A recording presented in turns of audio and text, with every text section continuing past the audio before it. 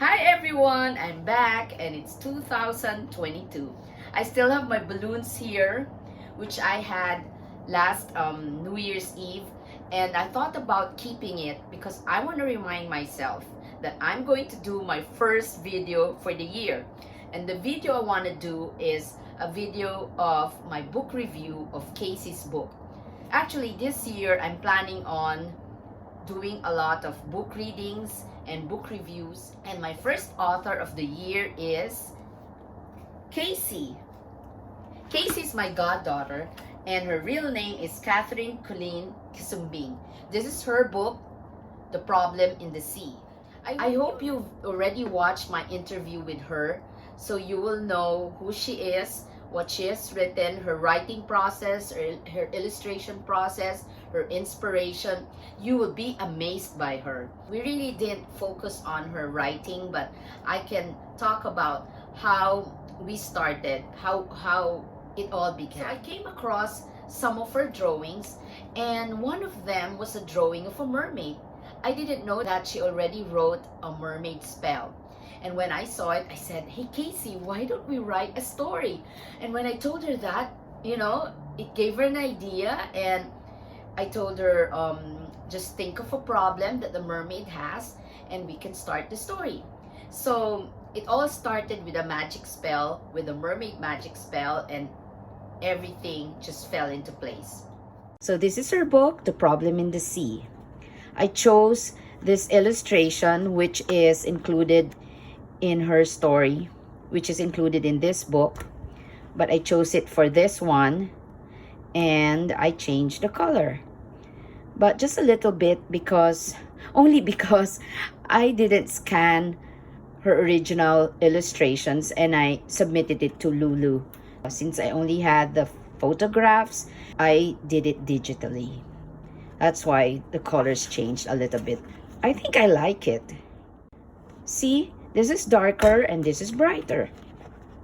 Well, anyway, this is the front page this book belongs to, and this is the title page, which is the front page of her original book. She dedicated her book to her loving parents and her sister, Sophie. So how did we start?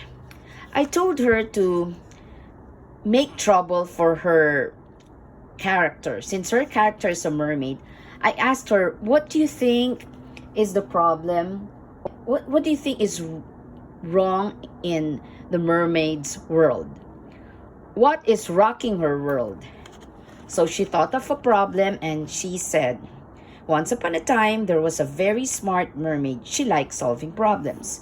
One day, she heard from her shell phone that someone stole the rainbow swirly seashell in the museum in the sea. So you can see in the beginning, there's already a setting, which is obviously in the sea. And she introduced the character quickly, and she introduced the problem at the very onset.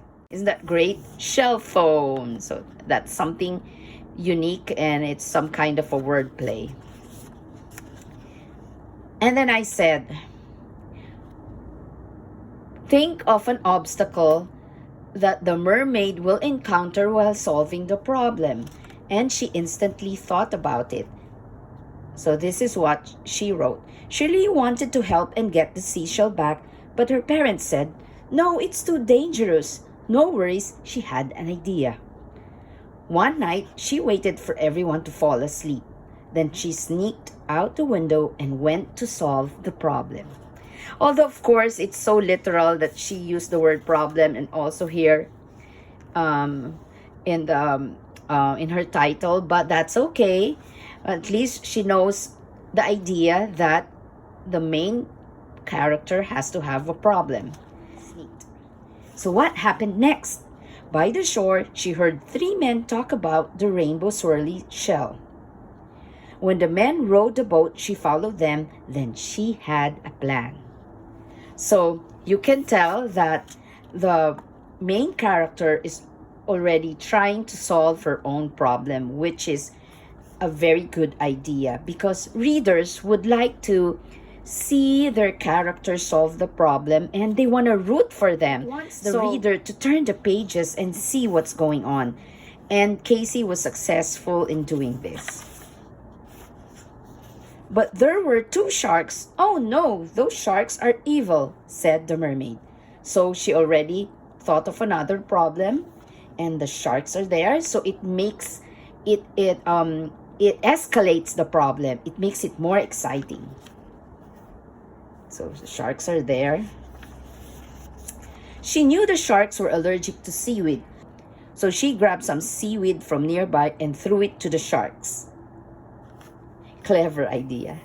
The sharks swam away. The mermaid got some seaweed just in case the sharks came back. And see how she drew this? I never did suggest anything about the illustrations. She instantly knew what to do with the illustrations. I just gave her some guidelines on how to develop her plot, and she only asked me questions when she wasn't sure of the spelling, but she just wrote what she thought was right. And of course, I was just there to give her guidelines. And next, the men fell asleep and left the shell on the edge of the boat. The mermaid slowly reached for the shell, then got it. See, she didn't have to show the mermaid. She's so smart. It was almost morning, so she went back home and she gave back the rainbow swirly seashell. Her parents were surprised. So here are the parents. She became a detective when she got older. She lived happily ever after. See her eyelashes now and her makeup, because she's all grown up, and she's holding, it's not a mirror, it's a magnifying glass.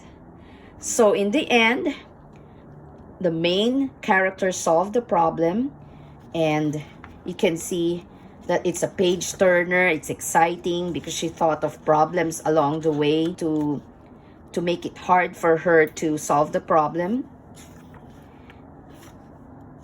And it's so simple, you know, you can actually learn from kids because they think so simply, and there's no beating around the bush, and everything is important in developing the plot, in moving the plot.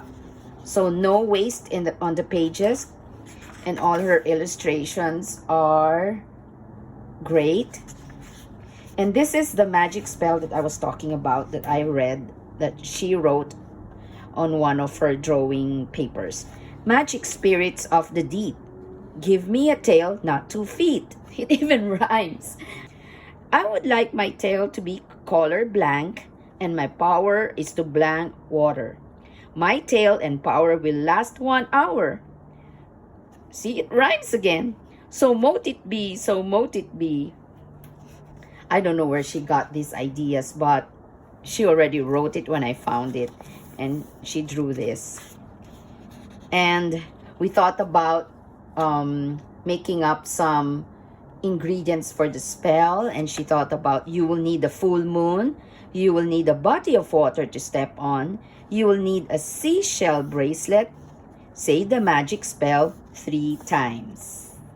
And then I added this, draw yourself,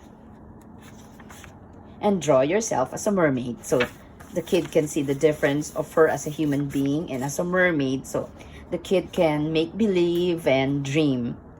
And it ended on an even page 24. And this is the back page.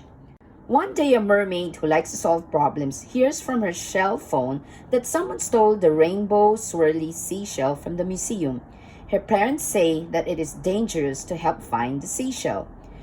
Will the mermaid still find a way to solve the problem? What danger awaits her? Follow her exciting adventures and discover this special secret, a magic spell to become a mermaid, and the list of all things you need to make it come true. About the author, Katherine Collen Quisumbing is a 3rd grader at Elitha Donner Elementary. She loves to sing, dance, and draw. So that's it. I hope you buy her book. I'm sure you're going to be inspired from this third grader, and you can also show your kids or your grandkids and they can be inspired too. I'll be including the link down below and check it out. More next time from Casey. Hi, I'm back. I hope you enjoyed listening to Casey's, or Katherine, that's her real name. I hope you enjoyed listening to Katherine's storybook, her first picture book, how she developed her characters, how she developed her plot, and how I guided her a little bit along the process. So if you want to learn to teach your kids or your grandkids or your nieces or nephew how to write a picture book, and you're encountering problems on how to start, just email me. In the future, I'm hoping this year, I'm going to come up with a workshop or a publishing kit that will help parents like you teach your kids how to write their very first picture book. So I hope you enjoyed something here. If you have any questions, just email me. And watch out for Casey, because she's right now at this very moment, she's collaborating with one of her friends, and they're thinking of writing the sequel to The Problem of the Sea. Oh my gosh, I don't think I'll be able to stop her now because she's so inspired, and I hope I get to inspire young kids out there to write their own story. Till next time, bye, take care. By the way, I hope you like my mermaid look. I spent a couple of hours just trying on some makeup and trying some hair extensions, and I also made my own headband. Actually, I bought this, but I didn't like the thing at the back. It was like a stretch thing, and it was too tight for me, too tight for my tiny head. So I made the headband instead. So, and I added some glitters here. So I hope you like it. Well, just let me know if you want me to dress up more. Well, I'm not really dressing up. It's more of my hair and my makeup. But it's fun doing this, and I want to set the mood, and I want to inspire all of you to be creative and to write your own picture book and to think of these characters and make up stories of your own. So I hope it helps, and I hope it entertains you. Till next time.